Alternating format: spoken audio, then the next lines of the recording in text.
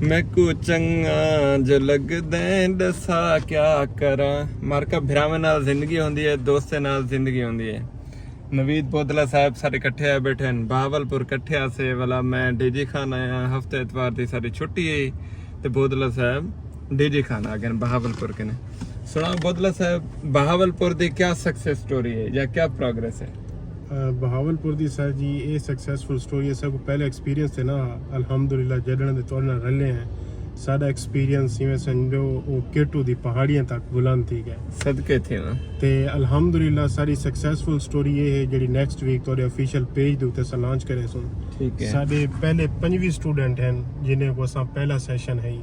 Shopify दा अल्हम्दुलिल्लाह उन्हें दे 18 स्टूडेंट दे स्टोर भी लॉन्च थी गए। ठीक है और उन्हें दी पहली सेल भी आ गई है। ठीक है ते इंशाल्लाह जेडे बाकी 7 बचदे पन असां टीचर्स को आखे कि उन वेले तक ही सेशन को असां एंड नहीं करना पूरे को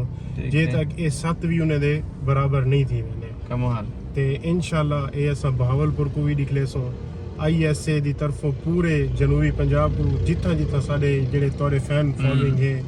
और जेडे तो को चाहन जेडे तोरे ते ट्रस्ट करे इंशाल्लाह ISA बहावलपुर दे नाल ISA डीजी खान ਤੁਹਾਡੇ एतमाद ਦੇ ਉੱਤੇ ਇਨਸ਼ਾਅੱਲਾ ਪੂਰੇ ਉਤਰ ਸਾਂ माशाल्लाह। इसी ISA बहावलपुर ਦੀ ਗੱਲ ਥੇਨੇ ਪਏ ਕਿ ISA ਬਹਾਵਲपुर ਦੇ ਸਾਡੇ ਕਨੇ 5 ਸਟੂਡੈਂਟ ਹਨ ਸ਼ਾਪੀਫਾਈ ਦੇ ਪਹਿਲੇ ਬੈਚ ਜਿੰਦੇ ਚੋਂ 18 ਦੇ ਸਟੋਰ ਵੀ ਲਾਂਚ ਥੀ ਚੁੱਕੇ ਹਨ ਸੇਲ ਵੀ ਸਟਾਰਟ ਥੀ ਸੀਗੀ ਜੀ ਸਰ ਬਾਕੀ ਬਚਦੇ ਪਨ 7 उन्हें साथ कोई ऐसा करावना है उन्होंने तो काम जारी है स्टेप बाय स्टेप थी वैसी ये है सारा रिकॉर्ड। उनके बातें तो सभी करते हैं मोटिवेट तो सभी करते हैं असली गाल कोई नहीं दसेना लेकिन अल्हम्दुलिल्लाह सारी ये खुश नसीबी है कि अल्लाह पाक ने साको इतना ज़र्फ दिते इतना वसत दिती है अस प्रैक्टिकली चीज़ां करेंदे भी हैं कमिटमेंट भी करेंदे हैं वाला अल्लाह पाक उन्हें तो पूरा उतरने की तौफीक देंदे और इल्म के मामले कंजूस ही कैसे जितना सारे कने होंगे उतना एक्सपीरियंस शेयर करेने तो तुस ISA बहावलपुर को सपोर्ट करने जरा है डीडी खान की रिपोर्ट असा तो शेयर करे सो काज साहब के नाल ते प्रोडक्ट शोडक्ट चलता पे बेहतरीन चलता पे जेरे लोग ई कमर्स इंटरेस्ट रखे उन्होंने वास्ते 2 प्रोग्राम बेहतरीन हैं शॉपिफाई वो कमर्स वैब डिजाइनिंग करें तो वो कमर्स अपना स्टोर लॉन्च करें शॉपिफाई करें तो शॉपिफाई लॉन्च करें पाकिस्तान लॉन्च करें जल्द पाकिस्तान अच्छा तजर्बा थी वने बोला सऊदी दुबई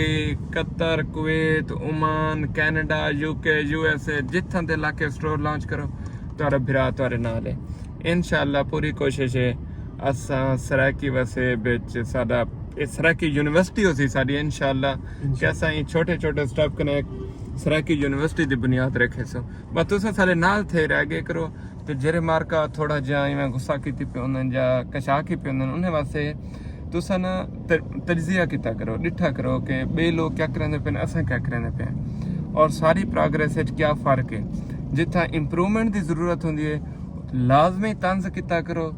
दस्या करो ताकि असां को इंप्रूव कर सको। शुक्रिया बोदला साहब शुक्रिया सर शुक्रिया सारा सारा क्रेडिट नवीद बोदला साहब को वेंदे बहुत ही काबिल वहाँ के झंडा हर कोई चाहते लीडर कोई बन दे तो नवीद बोदला साहब माशाल्लाह अपनी ज़ात अच्छे के लीडर हैं और अच्छे तरीके नाल लीड करें। शुक्रिया शुक्रिया सलामत रहो।